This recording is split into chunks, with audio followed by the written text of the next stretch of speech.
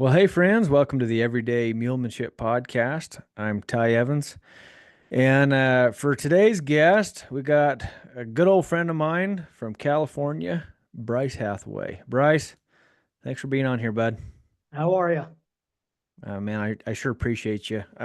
You've actually been on my list for quite a while. But like I was telling you before we hit record, I always batch these up in the wintertime with my Yeah. guests. And then, yeah, so it's been a little while, but you drew this winter. So. All right. Sounds good. Heck, heck yeah, man. So, you and I first met at Bishop Mule Days a long time ago, like way back when you was getting drug around by white trash. Like Yep. that was I just remember you just hanging on to that mule and anyways, over the years, lots has changed over the years. And Very true. anyways, but uh maybe Bryce, for my guests that don't know who you are, take a little bit and introduce yourself, talk about, where you're from, what you do, and all your mule business stuff. Right. Yeah. My name's Bryce Hathaway. I currently I'm living in Susanville, California, with kind of northeastern part of the state, in a tiny little town up here. Got a little about 70-acre ranch that I have a little mule breeding business, a bunch of brood mares and a mammoth jack that I breed and get some mules, and then I kind of ride ride on my own as well. Obviously mostly the mules, and drive and pack and do a little everything. I got into the mule business uh, in college. I started working at a pack station. I had a sister-in-law who had worked at one and said, "Hey, why don't you come? You kind of like this stuff." And that was my actual first introduction to mules. I had never been around them before that, and started it with the pack station, and it kind of took off from there. And that was in 1999, and I've been busy with them ever since, really. Heck yeah. But yeah, What pack station was that? Red's Meadow Pack Station All out right. of Mammoth Lakes. Mm-hmm. Yeah. Yeah. Yeah, they're often at Bishop. Well, almost always at Eh, Bishop. Yeah. Every year. So the when I was at Mule Day, or when I was at Red's Meadow Pack Station, the owner of the pack station's name was Bob Tanner, and he was one of the founding fathers of Bishop Mule Days. He was one Oh of the yeah. first ones to he organized the whole thing, really. Heck yeah. Well, that's Yeah. awesome. So what were you doing for the pack station? Were you packing for them, guiding, or like what was your gig? Yeah, well, so it actually started out I was washing dishes my first season, Yeah. and then taking day rides, and then I went from there. And I had never packed prior to that, and so it started with just day rides and stuff, and then from there I got into the packing industry and started packing for them, and I worked for them for almost 10, well, no, for 10 seasons is what I worked for them for. They're a summer business, and so all through college, and then when I graduated college, I just kept on going back. And yeah, for 10 seasons there, ended up getting to where I was pretty much running the pack station part of it, for a couple of years. Nice. So what kind of clients are these? Like people just wanting to have you drop camp, or are these like totally guided trips, fishing trips? Like what kind of stuff are you guys doing there? Yeah, so we did both. We did all of it, so we Mhm. did a lot of spot trips where we brought people in and dropped them off and then came back a week later, or they would hike themselves out after they'd eaten all their food or whatever. We did a lot of all-inclusive trips where we would take them in. We do traveling trips. I've done the John Muir Trail quite a few times with different guests, and that's from Mount Whitney to Tuolumne Meadows, a little over 260 miles or something like that. We did a lot of guided fishing trips. We did a lot of photography trips. A lot of painters would come out there and want us to bring them up into the mountains, and so they could paint the scenery and stuff. We did a lot of family vacations. I did a bunch of packing schools. That station we did a lot of in the evenings. Pretty much we would have big barbecues and driving teams and driving wagons around and taking people on wagon rides. We did horse drives with them. Little of all of that kind of stuff. Obviously the day rides, but hunting trips, we did some hunting. Our hunting out of there, the season's pretty small. But we definitely packed out a lot of deer and a lot of bear as well. So Yeah. a little of all of it. Man, you probably met all kinds of people doing that, huh? I mean, I've been out with Tom Hanks, I've been out with Jane Seymour, been out with Oh quite a yeah. few, quite a few different people, and then a lot of very good people, you know. Heck yeah. Yeah. So that puts you around a ton of mules too. I mean, you're doing a lot of stuff with a stock there. So how many So mules does Res Meadow run? Do you know? back then, when I started, they had about 150 head. And so Wow. that was between horses and mules. And we pretty much predominantly packed the mules. There were a few horses that we packed, a lot of young stock. We would pack them for a couple of years until we were really riding them and getting them into the dude string. And then we had a lot of mules that rode, um, and were in the dude string, but again, most of the dude string was horses. Oh yeah. Well, I bet you Yeah. learned a lot. That's a great place to I learn. learned a ton because prior to that, I had very little horse experience and mule experience. And so that really kicked me off. I learned how to shoe there. I learned how to do all the doctoring. I learned, how to drive, how to ride, how to pack, all of it. I mean, I'd been riding before that when I was younger, but not a lot. Hmm. So did you grow up in Susanville? No, I grew up in Redding, California, Okay. a couple hours away from here. And then I left there and I kind of moved all over the country for a couple of years. And then I've settled in Susanville, but been up here for about 15 years now. Yeah, nice. Yeah, I'd like to get out there one of these days. You're on the other end of the Great Basin from me. I'm on the east side of the Great Yeah, Basin. You're on the west side exactly. there. That's exactly it. And I'm Yeah. right up against the mountains here, and you're right up against them over there. We're just on the Yep. opposite sides. Yeah. Yeah, that's cool country. That's cool country. All Yeah. that. It looks neat. Yep. So seeing your pictures and your videos and stuff you're posting, having fun. Looks like you guys do a lot of good stuff there. We were pretty big in the backcountry horsemen out here, and we do a lot of fish plants and different stuff into the backcountry lakes with them, and a lot of trail maintenance and building corrals and trailheads and stuff like that. And it's a cool little community up here. I like this community. Real small, but good people, and a Yeah. lot of equestrians out here Oh yeah, I bet. So you still going to Bishop every year? every year.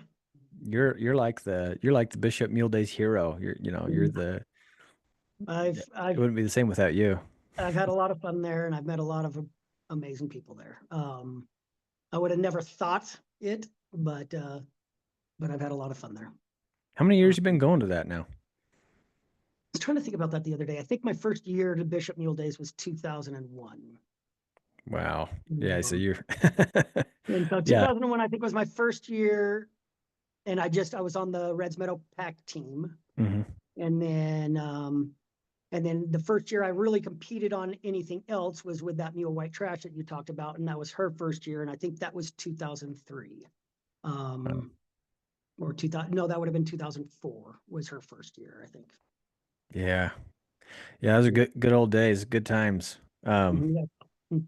Yeah. I can't remember the first year I went out. I remember we went out and watched. We just came and watched one year. Um, and then I think our first year we actually brought mules. Um, I feel like it was 2012 because it was right before Ellie was born. Because I remember Sky and we entered the hide race and I was dragging her around there Mhm. and we didn't realize that she was pregnant. Oh, geez.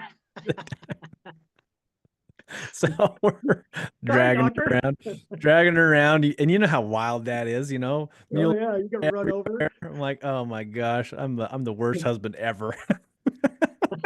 That's great. But yeah, we had fun. Always had Yeah. fun doing the races and all the goofy stuff out there. Do you still enter all those goofy games? I have it the last couple of years. I've been doing more of the packing. I've been doing more of the showing stuff on Yeah. different animals, but I don't have, I currently don't have a mule who can handle the stress of Mhm. those kinds of games without them blowing their mind in an inappropriate way. And so I don't want to destroy an animal's mind because I want to go out there and have fun. So I have not I have Mhm. not done them. A couple of years ago I rode one of the Reds Meadow Pack Station, you know, pack mules. But I haven't done any of my own for a few years now. Yeah. Yeah, I kind of stepped back from all those wild games for this about the same reason too, just like And I was thinking, man, here I am. I go to these clinics, I teach people, you know, all these standards of Control. mulemanship, and then I come out here and I ruin it. I just ruin everything I just built right there. And it does take a good mule to be able to handle that stress. I don't think people understand how how unusual it is to find a mule who can handle that and just Mhm. bounce right back to normal. Yeah. It's unusual. A lot of them will hold on to that stuff too much if you stress them too hard. And and I was pretty blessed to have one who could just go out there and be stressed really, really hard, and then she'd back out of it and be 100% normal within 5 minutes, and and be Oh done with it. yeah. You know, Well, let's talk about old White Trash because she was a man. She's a hero of Bishop Mule yeah, days. Everybody knows White Trash. She's in the Hall of Fame there, right? Yeah, she is. Yeah, yeah. That's pretty cool. That's pretty neat. yeah. So talk No, about her. so Like, how'd you come across her and talk about your journey with her? yeah, so like white trash. Again, I was working for Red's Meadow Pack Station, and so our my boss had told us, "Hey, we got this guy. He lives in Chalfont, which is right outside of Bishop. He's got a team of red Belgian mules that he's selling us. So can you guys go pick this team up?" And so at that point in time, Red's Meadow runs the 20 mule team, the Borax 20 mule team. And at that point in time, we ran it with red Belgian mules, where now it's all more black thoroughbred mules. Um, but so we had these red belt. So we went over there to pick up these red Belgian mules. Well, while we're over there grabbing these two red Belgian mules, the guy says, "Hey, I've got this white mule out here. She's 4 years old. We bought her as a weanling at a big sell. Same time we bought these red mules. Bought her as a weanling. Um, took her halter off when we got her back here, and we've never been able to catch her again. If you guys can catch her, you guys can have her." And so we went back to the pack station, grabbed one of our good horses, and went back out there, and we ran her down and roped her and drug her into a trailer and put a halter on her. And that was kind of how we started with White Trash. And we started, she was owned by Red's Meadow Pack Station. At that point, I was still in college. I couldn't have an animal, and honestly, and there was no part of me that wanted her at that point. She was so wild and literally like bouncing off of the walls and off of everything, to get away from people. But she had been halter broke as a baby before she went to the cell. So she at least kind of understood some stuff once we got her caught and got a halter on her. She knew how to give to pressure. She didn't like it, but she knew how. Um, so we got her back to the pack station and just started packing her. And when we started packing her, I mean, every morning we'd walk into the corral and we'd have to rope her to catch her. And it didn't take her long to realize that if second she was caught, if she should stand still, that we wouldn't choke her, and and then she'd stand still, and we could go get her. And when I was working her to get her packing and carrying a saddle, going to down the trail, catching her every single day, I just couldn't believe she was a big Percheron mule. She was out of a Percheron mare, and she's pure white. But out of a Percheron mare, I'm sure that means she was out of a spotted jack, because you get your white mules out of spotted jacks. And so she so every time when I'd go to catch her, as soon as we'd rope her and catch her, man, she would slam on the brakes and sink her butt into the ground and plant a row of corn behind her the way she stopped, and just had this big movement. And it was super athletic, and she could spin on her, just naturally work off of her hind end, and naturally very balanced and collected in her movement, and still, 1,400 pounds of massiveness. And so I was so impressed with how big she was, but how athletic she was. And so that season, for the most part, most of that season, we did nothing but packed her really heavy every single day. A lot of the time we would pack her out with gear and pack her back with rocks, just because we needed her to go more miles and carry stuff, or else she'd get herself into trouble. And so did that for most of that season. At the end of that season, one day I was like, well, I'm going to ride her. And so packed her out to this lake about 12 miles out. Real heavy to make sure she was good and tired. Got out to the lake, unloaded all the people's gear, threw my riding saddle on her, and she was a little nervous about me getting on and off. And from there on out, I rode her every single day. She walked right back out. She never really had a big problem, other than the fact that she wanted to walk 500 times faster than everybody else could walk. Mm. And so it took a little while to teach her how to rate her speed and go a little bit slower. But she naturally really liked to be out in the front and really liked to go and just go. And so from there, I was the only person who actually worked her for a couple of years. The first couple of times I showed her at Mule Days, she wasn't mine. She was still owned by the pack station. And then after a couple of years, I decided, I really want this mule. And so I had gone to my boss at that point in time, and it was still Bob Tanner. And I told Bob, I had actually already got myself a job at a different pack station. And I told Bob, I'm going to go and work at this other pack station unless you give me white trash. And if you give me white trash, I'm the only person who's messed with her. If you give me white trash, then I'll stay here. And so he's like, well, you can have her. So then I stayed there. And so that's how I got her. And from there, I showed her at Mule Days for a lot of years. I started with just the fun mule classes. Again, those games that we were talking about earlier and doing nothing but that stuff. But then after a couple of years with her knowledge and my knowledge growing, then I started getting her into the driving and into some of the pleasure classes and some of the other stuff. Did some jumping on her, did a little bit of everything, got to where we really competed in most everything. Not necessarily good enough to compete against some of those really refined people and the people who really know what they're doing, because I never did and I still don't. But they still got to where we were competing. We were competitive, And so she ended up being reserve high point mule one year, and the next year we went and got high point mule at the show. Did a lot of AMA showing with her as well throughout the West Coast. All the driving stuff and won a lot of the driving classes and a lot of the shows in the high point driving and a lot of the shows and stuff. She was real good on a cart and had a great career. She, like you said, she went into the Bishop Mule Days Hall of Fame. Pretty much everybody kind of knew who she was because she was this huge white mule named White Trash at that point, I was a pretty fat guy when I first started going and I was so this short, fat guy riding this big white mule and her dragging me all over the place and literally dragging me. And so it was good entertainment and we had a lot of fun. And we actually just ended up, she was 24 years old, ended up putting her to sleep in November of this year. Yeah. Yeah. Wow. So did you name her White Trash? Is that you? Yes. So the pack station, when we first took her to the pack station, they called her Lily. And I was like, there's no way this mule's a Lily. And so from day one, I called her White Trash. It was just, give me that trashy mule, White Trash. And I always called her White Trash, even though on the books at the pack station, her name was Lily. And then by the time when she actually became mine, then she was never Lily again. Yeah. Well, it's funny because that mule, I would argue that White Trash might be the most famous mule ever at Bishop Mule Yeah. Days.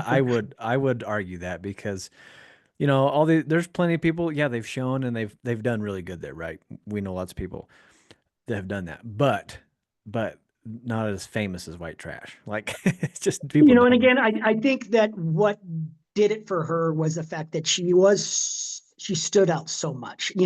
She wasn't just another red mule in the mix. Everybody knew exactly when she came in because she was enormous and she was pure white. And there might have been one, maybe two other white mules in the entire event. And so everybody knew who she was instantly. And then she'd go out there and the announcers did a good job. But, I would tell them, they would be like, man, Bryce, we feel like we're being too hard on you. We're going to stop. And I'm like, don't you dare stop. You can say whatever you want. Make fun of me, do whatever. I don't care, because it adds to the show. It adds to the entertainment and everybody had a great time. And then also I think a lot of people saw that transformation in her where those first years of her, just exploding over everything to then all of a sudden they're seeing her in a Western pleasure class or in a driving class or in a jumping class and things that they're just like, we would have never said that mule a couple of years ago would have been in this class today, and again, never taking first, but like still competing, and that was, I think, what people were, again, that fueled her popularity. They watch her go with me into a fun mule class, into musical tires, and her freaking literally dragging me on my belly across the entire arena. And then the very next morning, they watch a 3-year-old girl riding her in the lead line class and her being a puppy dog, Yeah. just, she was really good with that kind of a thing. Yeah, that's awesome. Yeah, I mean, shoot, I bet you learned a lot from that mule. I Like, mean, most of what I know, I learned from that I mule. mean, that's quite the journey. For one, that's a long time to have a mule. It really is. And to see that transition, like you're saying, to go from all the trouble that you had in the early years to all the really cool things you accomplished in the mid and later years, it's really amazing, you know. Yeah, And it's a no, great example, like for everybody that, you know, you can take a mule like that, yeah, sure enough, was a handful, no doubt. And you know, with some time and some work and some effort, you can really transform it. And you know me, that's what I'm into, right? what you do. That's Yeah, what I yeah, do. that's your, I love the absolutely. transformations. It's, Hmm. you know, that's really cool to me. So talk about some of the lessons. I know I'm kind of putting you on the spot on that one, but like talk about some of the lessons that you learned that you apply to your mulemanship now. Well, I think a lot of it, um, I think one of the reasons why I was able to get her as broke and as good as I did was because I worked, she was at the pack station for so many years. And there were so many years that we literally would do 20 miles a day, 30 miles a Mm. day. And it was in and out and in and out. And you never know how long your day is going to be. Some days we are just going in and we stay, and then we stay there for a week. Other days we're going, in and out every single day. And in those miles, one thing I know, I have a young mule right now, another big white mule named Cracker. Um, and Cracker, everybody confuses him and thinks that he is white trash because he's another big white mule. But his personality very different. Um, and and the big difference between the two is Cracker's extremely sensitive, where White Trash was never very sensitive. She didn't ever want to get in trouble, and she really worked hard not to get into trouble. Where Cracker, he doesn't care if he's in trouble, because if he gets overwhelmed, then that's the whole world. He doesn't matter. He turns off. Um, but Trash, I think the things that she taught me more than anything was miles. You want a good animal, you better be prepared to go a lot of miles. You better be prepared to put in the time, um, and to go. And then the other thing that White Trash really taught me was me being able to control my emotion. Um, I can be a loud, energetic, high energy type person. Um, and I can have a temper where with her, if I got too loud, um, I would have a problem. And it would happen real fast. And I had to really learn how to, especially when I started driving her. If it ever got exciting, I had to really learn how to control myself and be like, easy, you're okay, whoa, easy, and learn how to. My mind and my heart might be going 500,000 miles an hour, but my voice better be saying, the world is wonderful and you're fine Mm. and you're going to be okay. Because she really liked to listen to you talk to her, and really liked um, to to know that everything was going to be okay. And if I got myself excited, then we were triply excited. It took off too far. And so she taught me a lot of that. She taught me a lot about pressure and release, that they learn from the release of pressure, not so much the application of it, Yeah. and how to really um, put pressure on at the right time, but then take it completely off the absolute second you feel the try. And when it really was transitioning her from being just a trail mule into being a show mule, and learning lateral movement, and learning to be soft in the face, and learning all of those things. Those were things that I was learning at the same time that she was learning. And that's where that release, learning when the release was in that feel, became so important. And so she really taught me how to feel the animal, and how to feel when it was time, when they gave you a try, and how to reward the try, and then ask for a little more and ask for a little more until you got what you needed to get. She taught me that really, really well. She could be a heavy animal, heavy in your hands, heavy in the sides. And so it took a lot of work to make her soft and more work to make me soft, with her. And that was so, and then just animal husbandry, learning a lot of the way she, or mules as a general rule. The reason why I'm so attracted to mules as opposed to the horses, when I started the pack station, right at first, the mules were kind of, oh, they're mules, I've never been around them. They look like a big donkey, whatever. And I was more interested in the horses. And then it was interesting packing.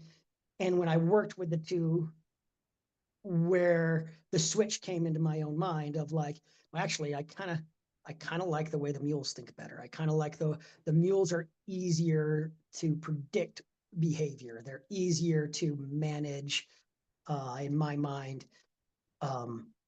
Manage them in the backcountry. They're easier to manage on a picket line in a trail, to understand how they're going to think and what they're going to do. I find the mule to be an easier animal for me. Yeah. Yeah, there's Right. some good lessons, man. I especially, just reflecting back a little bit, like you talked about putting the miles on, but I think more specifically, it's the type of miles that you put on. Quality Like, miles. Yeah. because you and I both know a lot of people that just poke down the trail, and I don't believe that's it. Like, yeah, okay, yes, they're getting some But the point, exposure. They're getting some exposure. There's some value to that. I'm not discounting it 100%. But the type of miles you're putting on was not just poking down the trail, and I think that's really important for people to know that you got to use them and you got to use them right.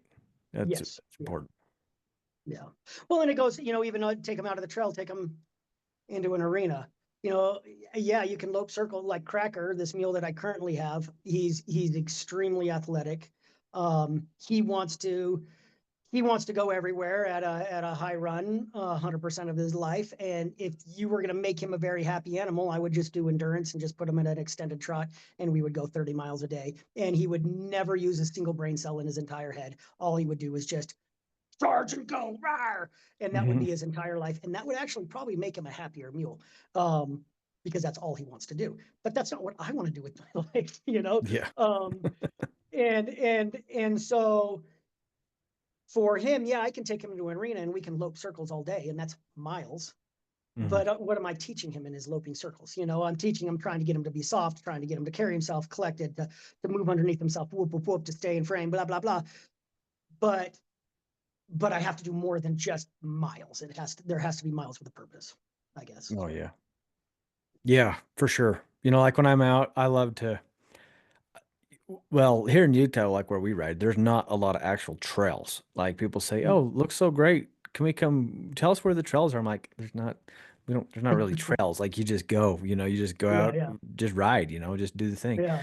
And but it's going around that sagebrush, going around the rock, going over the rock, getting on the rock. You know me, get on the rock. Oh, yeah, absolutely. Or you're trailing cattle somewhere. You're trying to find cows. Whatever. It's busy engaging miles. It's not just, Yeah, well, here's the reins and there's the trail. Because I've had a lot of mules, and I know a ton of mules that are literally trail broke. They're broke they're to autopilot. follow, and you know that working at the pack station as Oh, well yeah, too. That a lot of those animals, they get trail broke. Hey, as long as there's a trail in front of me, we're good to go. Just press start and we'll go. exactly. But Yeah. it's the engagement I think that really makes a mule. When a lot of those animals, you know, I've got a mare from Red's Meadow Pack Station right now. They are kind of having a bunch with this road construction down there, so they needed to lease out some animals. So I took one of their really nice mares to breed her and give her a couple years off to have a baby or two, and then she'll go back to the pack station when they have more business again. And she's one of their top dude animals. Whoop whoop whoop. And I ride this horse, and I'm like, this horse knows nothing. Literally nothing. Yes, you can put anything on her back and she will walk, she will follow anybody and go over any terrain. But literally, she knows nothing. Like, and there's a big difference between just walking down a trail and, like you say, actually being engaged with your environment, engaged with the trail, and engaged with the rider, and actually, you know, walking around those sagebrushes, but loosely, not dragging on the freaking mouth, not, whoop, whoop, whoop, all those little things, not hanging on your legs, you're not pushing into you, things like that. And those are great places to practice that stuff. Yeah. It's funny you bring up like that mare. Um, a lot of people like they start hanging out with me, they get around me, and I'm talking about doing stuff, right? Like, hey, can your mule stop and turn, and can you get on the haunches, and can you back Yeah. up and side pass? I mean, and these are to me, these are basic things. Basic. Mhm. But so the people get the idea, like, hey, yeah, I want to do this. And it's interesting though that when they get to asking like that mare you're talking about, you get to asking them to do something. Oftentimes some trouble kind of brews up a little bit. Like they're like, Oh, "Whoa, hey, you're not supposed to talk to me. You're a dude. Like, yeah. just sit there, kid." Just sit there and hold on. And because I've heard that a lot. Like, hey, well my mule never give me any trouble until I started asking him to do something. I'm like, well, it's because you started asking him to do something. It's like raising kids. Like Yeah. if your kids are just your roommates and then all of a sudden one day you decide to ask them to do some chores, there's going to be some, weeping and wailing and gnashing of teeth. Absolutely. Yeah, it Mhm. comes up a lot actually. No, it's funny. No, I guarantee it.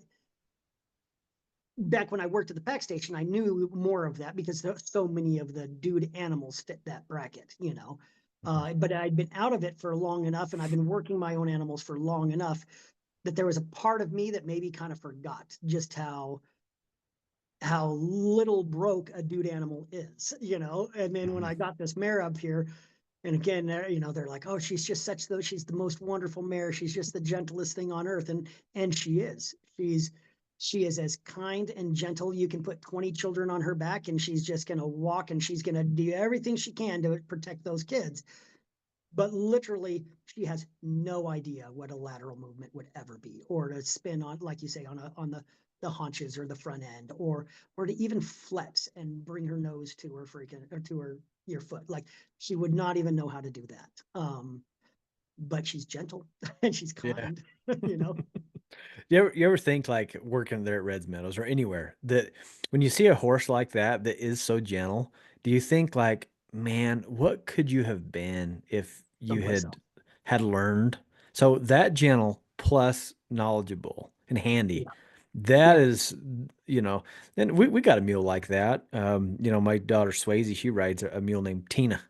You've Yeah. probably seen, Tina Yeah. Oh and yeah. good old Tina. I mean, that mule, like you're saying, just like that, she's so good, Perfect. but she's not handy. And Yeah. honestly, like for me, she's not particularly fun to ride. Like I don't Yeah. enjoy her because every time I get on her, it's a tune up. Like, all right, well, let's get her going because Swayze's and she wants to ride more and she wants to Yeah. do more things. And so like Swayze's at the point where riding deadhead Tina can actually be irritating because she's like, well, I want to go do something. Tina's like, whoa, kid, I'm a trail mule. I'm a Stay on the trophy. trail. You know? She's like the enforcement ranger out here, Yeah. Yeah. Yeah. The We fun don't do place. stuff, You kid. don't Just do sit that. there and shut up. Right. So, but yeah, I think like, man, how good if if we got those mules and those horses like that really handy, how great they could be. They'd be phenomenal. Well, and again at the pack station, it was always interesting to see the difference because there's so many personalities of the animals. And you Yeah. could have, this horse that I'm speaking about, she's not an athletic animal by any means on her own accord. And so I don't know that she could be a whole lot more than what she is. She could definitely be softer and she could be, but like we had some animals like the horse that we used to go rope white trash when I first got white trash. This is a dude horse who, again, you could put anybody on his back and he would walk down the trail and he would do his job. But he was 1,000,000% should have never been at a pack station. He was the horse who should have been. He should have been in a rodeo as a pickup horse. He should have been. He's this big bodied, half draft, but insanely athletic with a ton of go, a ton of heart. Like you could never wear the bottom off of him, and just this amazing animal that should have been any sport horse, anything. That's what he should have been. He was destined to become one of those. And somehow he ended up, walking a mile an hour down the trail to Rainbow Falls 3 times a day, like, yeah. And so that kind of a horse, you actually feel bad for him because you're like, and we had mules that fit that exact same boat, that you had the ones who were just super wild that could never really be, they were a great pack mule, but really outside of that, there's never going to be something more, all the way down to, you're so dog gentle that you can't, they're almost too gentle because you can't get them to do anything because Yeah. they're kind of dead, Hmm. kind of dead. So like, But that kind of leads me to ask you this. So you talked about your breeding program a little bit, and I want to get into that. So with that in mind, of all these different types, what kind of mules are you trying to raise at your place nowadays? so I'm actually trying to do a little bit of, it might sound wrong. I'm trying to do a little bit of it all. Hmm. And so I kind of want to have an operation where somebody can come and be like, okay, this is the kind of mule I want later on. And I can say, okay, you're going to want a mule out of this mare or out of this mare or out of this mare, depending upon what you want. And so currently, I have 2 quarter horse mares that are both very, very well bred, more reining style type quarter horses. They both pick out these nice, bigger bodied, but short, athletic, fast. One of them kind of spicy babies, where the other one kind of kicks out your more mellow, good with the world quarter horse baby. And so it kind of just depend upon what kind of quarter horse you want. Then I have an Oldenburg mare. She's actually her mother is jumping in Grand Prix all over the United States right now, making, she won or is competing in these $1 million classes as a jumper. This mare was bought as a weanling for $75,000. And then her first week of training as a 4-year-old, she sustained a life-sustaining injury for work. And so Jeez. she was given to me. And now she's going to be a mule mom the rest of her life. And so I haven't, this will be my first year breeding her this spring, and I'll be real interested, but she should produce a very good English, she's 17 hands, an English type style mule, more of your jumper, more of your show mule. She has real big, real pretty flowing movement and real elevated lope and trot and everything, to where she's going to make, I would imagine her mule should be a very towards that English type world, if you want. Um, Yeah. this mare that I got from the pack station, she's actually an Andalusian. And so she is very gentle and very sweet. She's crossed with something else. I guarantee she has some draft in her, but her baby, this mare's been dead broke from the day she was, 3 years old. And I imagine her baby will be the same kind of a thing, a very gentle, mellow. This mare's just always been mellow. She's not very old. She's incredibly mellow and sweet. And then I've got a couple of draft mares now. I've got 2 Belgians and a Percheron. Percheron mare's 18 hands and huge bodied, and she's going to create that great driving mule for somebody who wants a big driving mules. And the Belgian mares will do the same for riding and driving. The Belgians are a lot smaller and create maybe more trail type animals that are with that gentle, sweet Belgian personality. And so and then my Jack, he's a mammoth Jack, but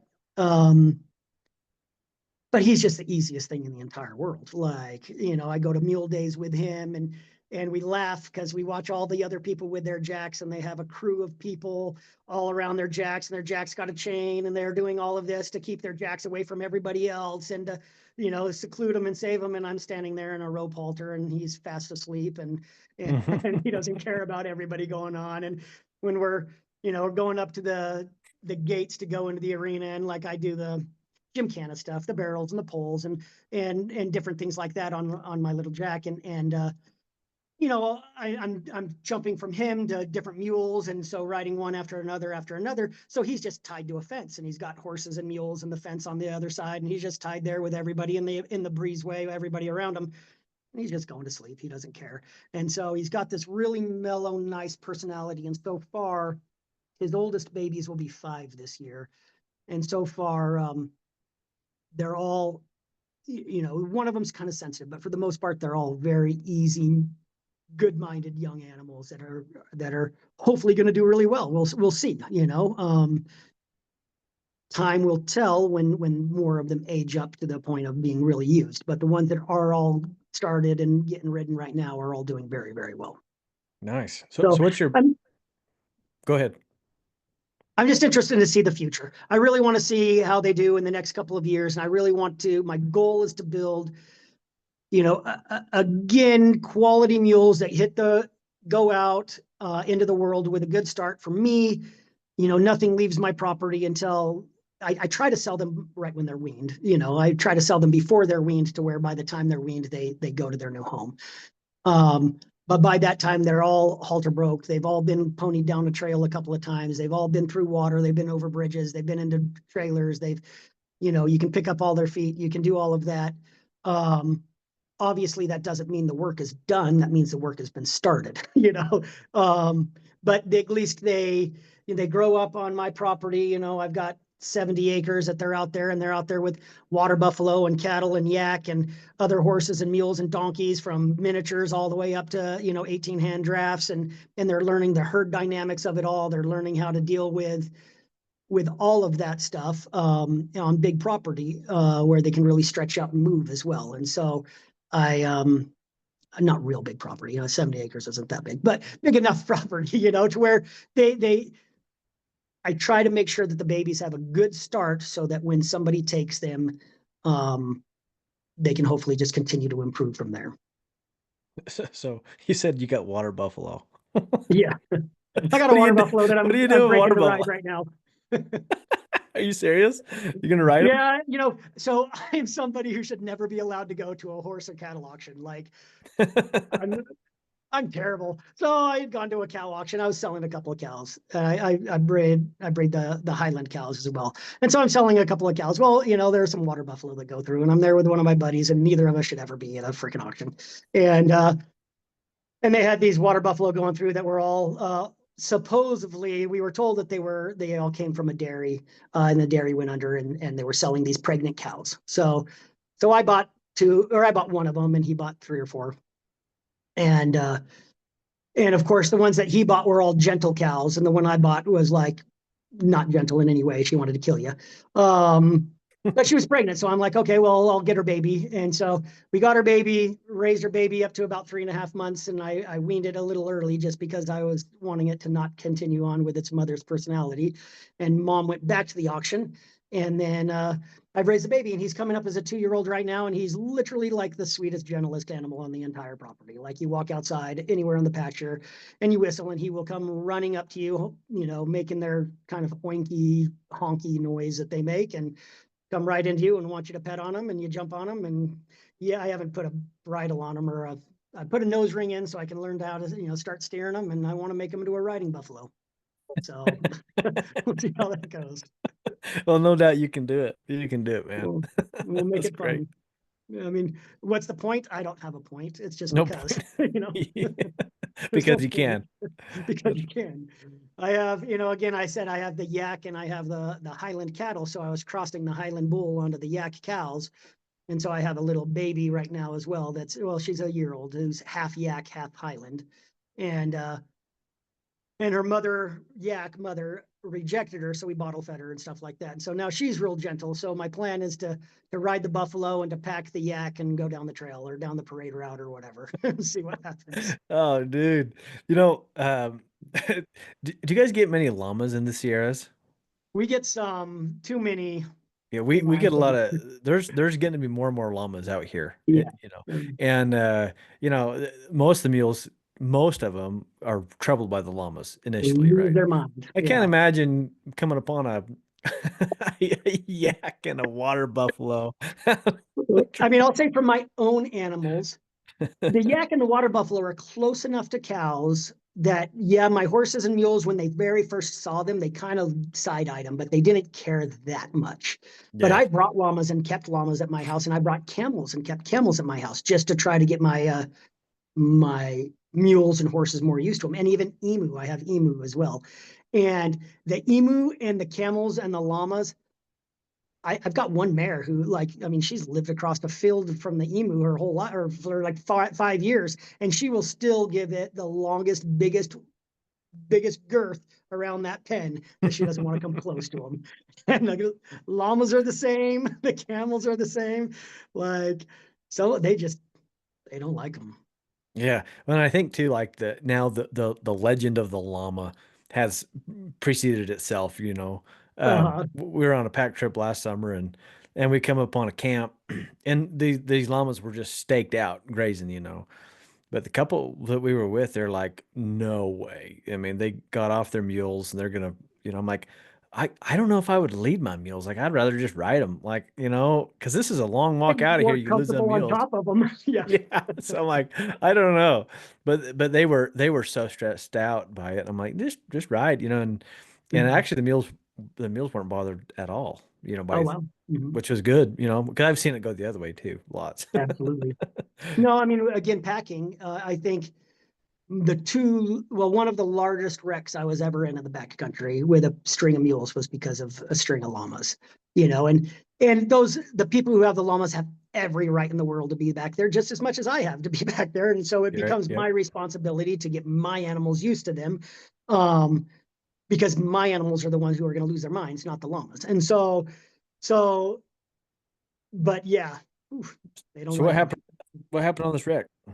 You gotta Uh, that. so I actually had a string of 8 mules, I think, which we technically were not allowed to do with the Forest Service, but this was one of those mornings where we just didn't have enough staff and we had too many animals that had to go out. And we were actually on a cliff, and the llamas were coming up the other side, and it not a cliff, but on a good side hill. You know, Mhm. that was a very good side hill, and the llamas were coming up the other side. Um, and so we stopped, and I was riding white trash, and she didn't love them, but she would do what she was told. You know, she would go buy them. But the llamas were there, so I asked the person on the llama. He only had actually one llama. Um, if he didn't mind jumping off the trail, and he said absolutely. So he jumped off the trail, and he actually went about 20, 25 feet down, and I mean, super respectful guy, you know. And so he was standing with his llama, and I was hoping to be able to lead my string across that. Well, so I was riding white trash. The first mule, my hand mule, he went by the llamas pretty good. Then the second mule in the string lost his mind. And he was like, nope. And he sat back, and all of my mules were tied together, but they were tied together with I do a breakaway so that in case something fell off a cliff or something that they could snap off of it with enough pressure so we wouldn't drag a whole string off of a cliff if that ever happened. Um, Well, so he broke off of the mule in front of him and he turned around and he took the high side of the trail above the rest of the string and he just started booking it back towards the house or towards the pack station. And we were only about 2 miles out. And he started going back. Well, he's going along the top above the other animals and his pack is hitting their packs and kind of kicking most of them half off the trail, but not quite. And then he got all the way back to almost the last mule, between the second to last and the last mule. And instead of just staying high, and all the other mules are having to follow him, their breakaways didn't break. And so they're boom, boom, boom, boom, everybody's spinning on the trails and kind of, but they're going back towards, well, the second to last mule, instead of staying above it, he decided to jump between the two of them. And so Mm. then when he jumped between them, he broke the breakaway on that last mule, the whip mule, and pushed the whip mule off of this hill. And that poor whip mule went tumbling head over heels. You just look back and you just see this mule. And I'll tell you about this mule. He was one of my favorite animals of all time. But he went head over heels, butt to head, 150 feet down this hill. Um, Mm. I thought for sure he's dead. And so then I turn, I jump, and I freaking tie the one mule that I was leading into a tree right there. Trash, thankfully, is super fast and handy, and we took off and we jumped way up the hill above them, and we were able to get in front of that mule who was still running. Now the whole string's running the other direction. Thankfully, we were able to get in front of them, tie them up, and then run back. I tied her to a tree, trash to a tree again on the trail, and jumped off the trail to go find this mule who fell off. And when I got down to him, he was laying on his back with his legs in the air, and it didn't look like he was breathing. He's just a turtle on his pack. And I went and touched his eye a couple of times because if they're alive, their eye's going to move. And he came to life. And so then I have a knife and I cut the whole pack off of him as fast as I could, rolled him over, and he stood right up and walked off like nothing had even happened. Like not a single lame step. Like he had cuts on him, but like nothing. nothing that you would think, wow, he just fell 100. I mean, thankfully, the hill that he fell off, it was a lot of manzanita, and he kind of was falling short manzanita, so he was kind of protected-ish. He wasn't just Hmm. rocks, but Yeah. he was totally fine. We ended up loading him back up and finishing the trip. Dang. Um, but no, he did just fine. But that mule's name was Dugan, and we're talking about personalities on animals and different stuff like that. I don't care. Can I jump off onto this a little Yeah, bit? yeah, yeah. Go for it. So Dugan was an Arabian mule, which in my mind is something that shouldn't be. But he's an Arabian mule, and he was he was the kind of animal. So he was broke to ride, and he was broke to pack.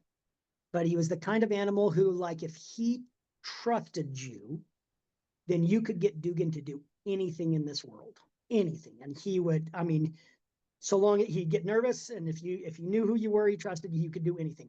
But the second he didn't know you or didn't trust you, he would kick you 500 times, turn around and run as fast as he could, and be gone. And you couldn't lead him 5 feet, you couldn't catch him, you couldn't do anything.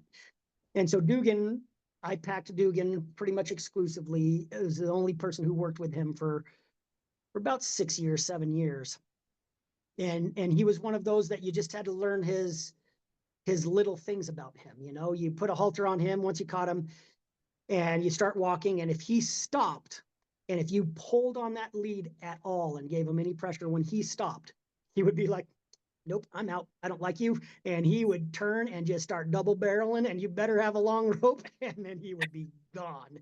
Um, but if he stopped and you just stopped and stood there and turned around and been like, Dugan, you're okay, little buddy. And he was missing a tooth in the front. And I don't know how I figured this out, but if you itched his gums where his tooth was, he was like, oh, I love you. And he would, so you go back, he'd stop, he'd get scared of something, he'd stop, you go back, you'd play with his gums, and he would be like, okay. And then he'd follow you again. And getting him to a pack dock, you'd usually have to stop 2 or 3 times and let him just breathe and look around and be like, you're not going to die. We're just going to go down here and load you up. And then you'd go down there. And same thing in a trailer. If you tried to pull him into a trailer or rush him into a trailer, then he was like, no, there's not a chance, and I'm gonna hurt you. But if you just respected him and said, okay, I can see you just need that extra moment to stop and look and be okay, and then you'll go, you could get them into anything. And we have those big box trucks that the animals have to walk up a 15 or 10-foot ramp to jump up and go into. I could get them into that trailer. Nobody else could get them into that trailer, but it was just because you just stop and you just talk to him and give him his moment to process. And then once he processed, um, and I learned that through trial and error, by not giving him his moment to process. Um, but once we came to understand each other, and he was one of my favorite personality animals I've ever been around. Just because his personality could go from the most kind, loving, I just want to be with you, to something just happened and I don't know how to handle it and process it. And so I am going to kill everything around me and escape as fast as I can move. It was just interesting mule. Yeah, giving them that time to, I call it soak time, So that soak absolutely. time. Just leave them alone, and it's funny because you put a little stress on them in a measured way, like you got it, like Yep. you're saying, you got to be careful you don't do too much because then you're doing more harm than good. But a measured amount of stress, and then let them figure it out, and then just leave them alone. Like let them Mhm. just sort through it, and man, the progress just soars. Huge So, difference. mhm. Yeah, no, absolutely. And again, you take every single one of them as an individual, and just because something worked with one, that's not going to guarantee it's going to work with the next. Um, but the principle and the concept generally do work across the board, so long as Yeah. you respect the individual. Yeah, yeah. Principles are, they're steadfast. But yeah, Yeah. there's sometimes you got to adjust to fit the animal, just to fit the situation. And then also like it depends on what you're doing and when you're doing it too. Like Yeah. um for me, my year is kind of broken up into different seasons of types of riding I get to do, right? Hmm. When I'm on the road doing clinics, like I'm primarily, stuck in an arena somewhere. And if I get to go out, it's for small little trail ride jaunts, it's just little Hmm. deals. Summertime, I get to come home and I get a pack and I get to, do some good stuff. Springtime's branding season, so I get home in the spring and do a lot of Interesting. roping, and so it's Mhm.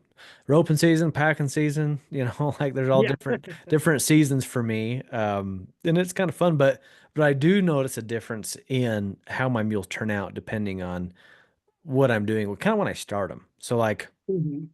I got a mule right now that she's ready to start. Like I could be riding her. But I'm 3 weeks out from hitting the road. We're recording this in January, although this is not going to come out till May, but, Yeah. Yeah. um, so I'm about to hit the road, right? I'm like, I don't want to start right now because when I'm on the road, it's not consistent with a colt, it's not. Yes.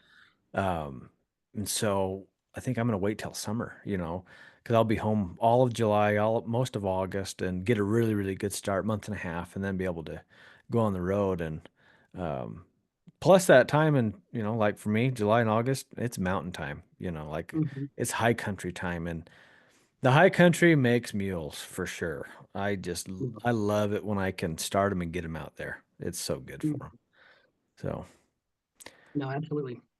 So something else I want to talk to you about, which is so impressive, what you've done, in regards to fitness and health, man. Like you are very impressive. And I preach to my students, hey, the better you feel, the better you're gonna ride, and to feel good, you need to be in shape. And I'm not saying like they got to be some amazing athlete or you know uh, you know, do marathons. I'm not saying that exactly, right? But I'm saying, hey, be fit and feel good and be strong and be mobile. Um, and it makes a big difference in your riding. So I want to talk about that with you a little bit because you've had quite the journey, bud. Yeah. I mean, and so for people who don't know me at all, so I've kind of always grown up as the fat kid when I was a kid, stuff like that. I've always been super athletic. My entire family is super athletic, and we've always been into big sports and a very big sports participant, not watching on TV, but actually playing every sport in the world. But I was always out of my family. I grew up in a big family. There's 7 boys in my family. Um, and we were all very athletic, but I was the only one of the kids who carried extra weight when we were young, and then even in my adulthood, and there was a good chunk of my adulthood that I was fat. There's no way other way to put it. However, I've always been athletic when I was fat. I was fat, but I could still go out and run a mile or two. I could still do everything. And so for a long time, I thought, well, who cares if I'm fat? I can still do everything. I'll go up against any of these skinny guys and I'll still outwork them. I was shoeing horses at the time. I'll still climb under 10, 12 horses a day without a problem. I'll still do this. Who cares if I weigh 230 pounds, at 5'5"? Um, you know, and it was an unappropriate way of thinking. One, for the animal that I'm riding, them having to carry that extra of me, but also for me, yes, I could handle it and I could do it, but it wasn't good for my body. And so eventually I just got to the point to where I decided, okay, you know what, I'm done with this. I've got to make some changes in my life. I went to a dietitian and started really working with them, and then I started really working with I got into law enforcement, and so now I work law enforcement. And I decided, hey, well, if I have to fight with people or have to, do any of those kinds of things, I better be in shape. And so I started really running and working out and doing all of those kinds of things. Ended up losing a bunch of weight, and and so now I compete. I compete in marathons and Spartan races and different things like that. And I've really been working, and it's constant battle. It's constantly watching what I'm eating and the working and the stretching and the core exercises and stuff. But where I believe it comes to a big play with riding, um, is, again, if I am just doing trail riding and I'm just walking down the trail, I don't have to, no matter what, when you're riding, you're activating your core, you're activating your body, you're activating your arms, you have to be able to get on and off. And the more you can get on and off where it's you doing it 100% yourself and not you grabbing and pulling on that animal, the better it is for our animals as well. And so Um, but but I will say the big difference that I've really noticed from going from a heavier rider to going to a lean rider is my ability to stay balanced within my animal, on top of my animal, to help my animal through being balanced in themselves. The more I'm able to do that, and size really does make a big difference. And again, I don't believe I was a bad rider as a heavy person, but I know that I'm a much better rider being lighter and with a stronger core. I'm able to do a lot more to help my animal and things like that. And where I work more than full time, and then again, I currently have this mule named Cracker I was telling you about, who really he really needs to go, and he needs to be ridden a fair bit. Um, I don't have a lot of extra time to ride him and still keep up with my fitness journey of running and going and working out. And so what we've done is, I jump in them men's leggings and a pair of shorts and running shoes, and he's got his saddle on, and we run down the trail where I'm just leading him, and we run with me leading him like he's a dog, and we go for whatever, 3, 5, 7, 10 miles, whatever I'm running for the day. And then I jump on him, and then we ride back and do that. And that way we're both getting what we need, because he has to go a lot. And I've really noticed with him running along the side of me, it's really helped him to calm his mind as well. And been really, really good for him to not only be every time our entire relationship is me climbing on you and going. No, we actually have a fair bit of our relationship is us just trotting down a trail together. Um, and and so that's been really good for us. I used to, with white trash, when I started this whole journey, I was actually had white trash, and it was when I was driving her.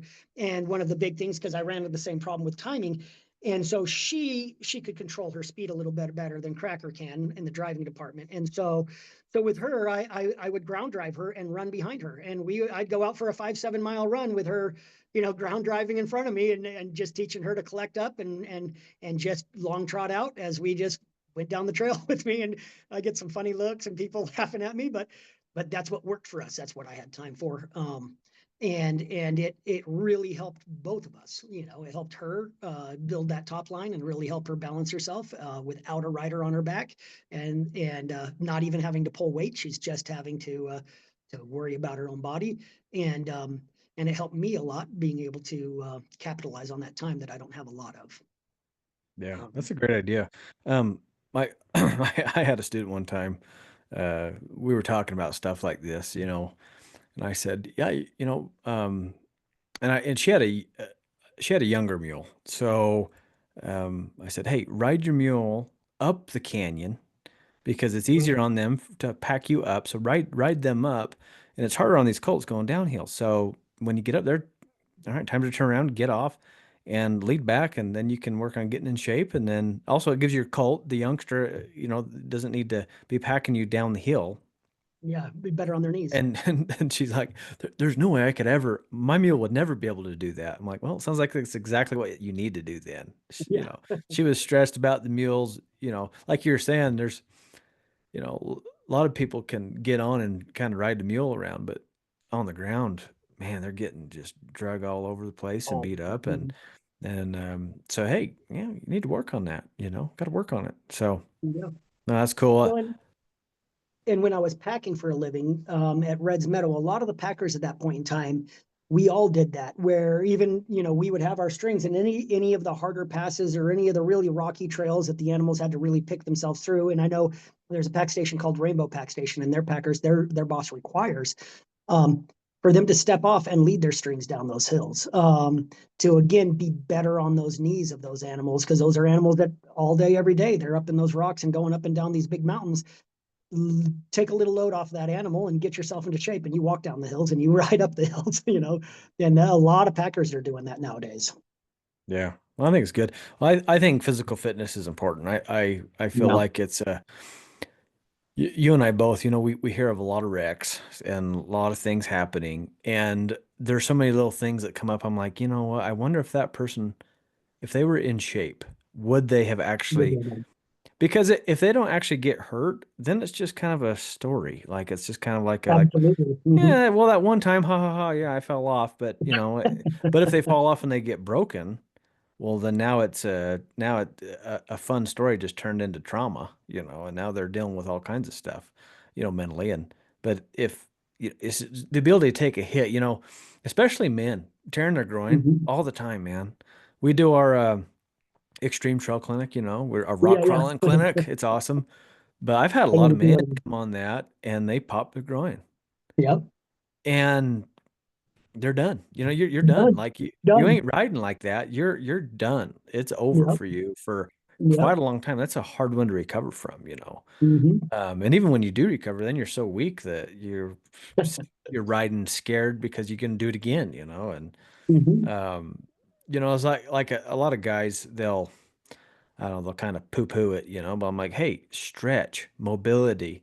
You think that yoga is just for fluffy people? Like, hey, go do some Go stretching. try Like, it go try it. I guarantee you're gonna be huffing and puffing and it's gonna be hard. real quick. But like I think core strength, and you mentioned that. Core Hmm. strength is at the top of the list, and then and mobility. Yeah. Mobility is having strength, Flexibility, mobility. yeah, having the strength through the motions, like, Yeah. okay, you're going to do that motion, but can you maintain strength through it?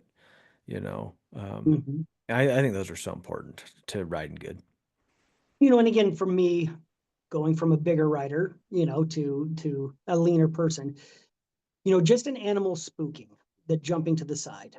When I had a lot more weight, even though I was in good shape and had a good lot of muscle with that weight, just that extra weight was so much harder to keep centered and get back into place without falling off Yeah. than it is when you don't have the weight. And and again, I look at the animal aspect of it.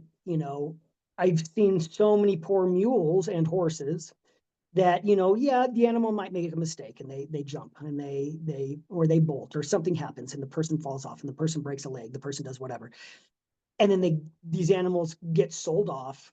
They go to some auction someplace, they go to some other bad place, they go to, and these animals that, it can oftentimes lead to the animals having, you know, pretty terrible stuff happening to them time after time after time based upon, something that could have been prevented if we just really worked on something as simple as our own core strength and our own balance and things like that to be able to stay centered a little stronger. And like you said, it changes that story a lot from that was fun. Remember when I ate it to ooh, that wreck, we had to get rid of that animal and we had to do this and we had to do, it changes a lot. Oh, it does. It's amazing the way an injury changes a story. So much. Yeah. And I've seen similar wrecks happen over and over again where, yeah, nothing happened. Like nothing got broke, and it was like, oh, no big deal. Same wreck, something did happen. Oh, now it's a problem, now. And now they're, and they treat it differently too. But yeah, like you're saying, Mhm. I think being in shape and if you're gonna play with fire, you're gonna get burned, and I'm definitely an advocate for being safe. I mean, that's what I do. I teach people how to be safe, do the Yeah. work, put in the effort so that you can have a safe ride. That's what I do for a living, right? Mhm. And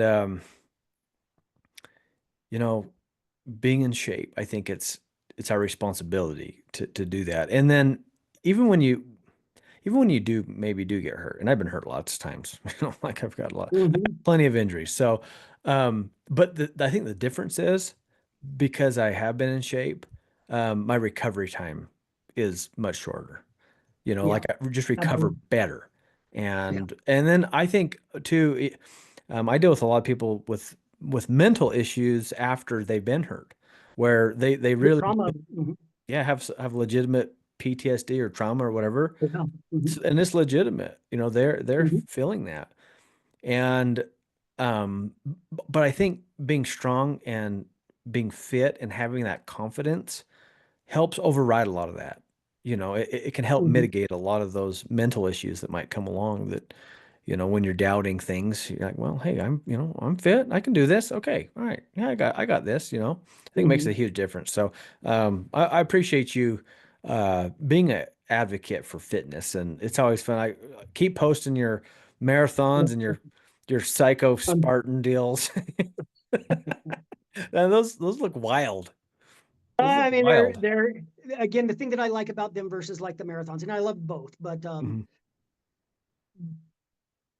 but the thing that I've learned is like anybody can get themselves into shape to run a marathon, because a marathon, literally, the average marathon, you learn how to put your body into a certain speed at a certain pace, and your body is amazing what kind of a machine it is, and it'll just go and it'll do it. Where the Spartan races, they change it up so much with the mountains and the obstacles and everything like that, that it destroys your ability to just stick yourself into that one pace and just go. And so that's when you really have to be in good shape, because it's the constant change. And again, I think bring it back to the animals. It's the difference between a trail rider, again, this horse that I have here named Abby, yeah, she can go down any trail and she's perfect, and she's, she knows her lane, but she doesn't really ever know how to do anything else other than just that. And you take a lot of marathon runners and you ask them to do anything out of the ordinary and sprint or anything different than their normal pace, and they just can't do it because their bodies aren't in shape for anything but we just go this pace. And and that's where, like, riding and stuff like that, I like the diversity. I think that's one of the things that I like about the mules so much, is you don't see as many mules who are 100% typed into one discipline. Yeah. um, you go to mule days, and one of the things I love about Bishop Mule Days is the mule that you see out there jumping, the next day you see it in the cutting arena, and then the next day you see it in, the pleasure arena, then it's driving, then it's, and I think that's so good for their minds, it's so good for their bodies, and it really shows the diversity where sadly too many people in the horse world have typed their animal. Well, this is my reining horse, and this is my barrel horse, and this is my, and that horse has never done anything but that one discipline. And I like that diversity that the mules give us as well, Oh or yeah. that, I'm a I'm lot a of us do. yeah, I'm an advocate for making the all around mule. Well, and that's what Like you do with your clinics and your ropings, like you were saying earlier. yeah, I mean, I think they should be able to do everything. I think it's good. I think it's good for them mentally, Yeah, just to have that, where it's not just the same old every single day, every single time you ride them. yeah. I should be able to go to a branding, and then if my daughter wants to ride that mule and poke around the house, go ahead. And then, come hunting season, we got to pack out a bull elk. They can do it. I think it's Absolutely. really great. And then go to Bishop Mule Days and show in the ranch class, and be Yeah. able to be competitive. I think Mhm. that's a good thing. I strive to do that Absolutely. too. Yeah, So. absolutely. Well, Bryce, this has been awesome, man. It's been awesome talking to you. I really appreciate You everything too. you do. So I mentioned this to you earlier, but at the end of all my guest episodes, I ask for the one thing. What's the one thing that you'd like to tell people? The one word of advice. It can be mulemanship advice. It can be lifemanship. It can be faith based. It can be anything, man. What's a piece of advice you'd like to share with my listeners today? I don't know. So my mom, growing up, she had in every mirror of the house, there was a little sign, and it said, "You don't find your life, you create it." And so she Mm, was really big on we set goals, we say where we want to be in life, and we strive for those goals. You don't just aimlessly wander. You don't just find something, try a little of this and try a little of that. That's not a bad thing to do to an extent, but try those things with goals of what do I want to be, or where do I want to be, or what do I want to achieve. Um, and then work for those goals and that desire to achieve those things. Create what it is that you want. And so, if we look at that in the mule world and things like that, it's always the end goal. What is my goal with this animal and with myself and my journey in this department? Where am I going with it? And then if that's my goal, what steps do I need to take to get there? Do I need to send my animal off to a professional trainer? I believe strongly in know your lane. I know I don't have the time to start my own animals. I have a friend of mine, Mariah Coiler, who is literally starting one of my mules for me right now because I don't have the time to do that. So know your lane, send them to a trainer if you need to, go to clinics if you need to, uh, study it, do whatever, set your goals for where you want to go, create it, and go for it, and keep going. And that would be mm, That's awesome. my thought. That's awesome. Your mother must be an amazing woman to put that She, in all the mirrors. That's really cool. You know, create your own life. That's create it, create it. Don't man. don't don't aimlessly wander. Create it. Yeah, that's awesome, man. Well, again, thank you so much, Bryce. This Thank has you. been a Appreciate it. pleasure chatting with you. It's good to see you, even though we're seeing each other virtually. But it's good Yeah. to see you. So, Yeah. keep up the work on posting. You always give me a good laugh posting all your goofy All stuff. right. Thank you. Yeah, if you guys want a good laugh, go find Bryce Hathaway on social media. You'll have a good Social laugh. media. Yeah, he's Yeah. always posting something fun. So, I'm dumb. yeah, it's good. It's good. All But, right. well, pal, Well, thank appreciate you you very so much. I much. appreciate it. Yeah, it's You do a been lot of awesome. amazing work. Well, thank you. All right, friends. Well, All thanks right. for listening to this episode. We sure appreciate you. If you'd be kind enough to leave a review, you can do so on Apple Podcasts. You can leave 5 stars if you think me and old Bryce deserve it. You can leave a comment on Spotify now, or of course on YouTube. You can leave your comments as well. But we'd love to hear from you. Huge shout out to our sponsors that make this podcast free for all of you to listen to. We got Roman Home Tents, Colt Saddlery, Western Mule Magazine, Diamond W Enterprises, and Mules and More Magazine. So big thanks to all those amazing sponsors. And with that, you guys, God bless you, and we will see you down the road.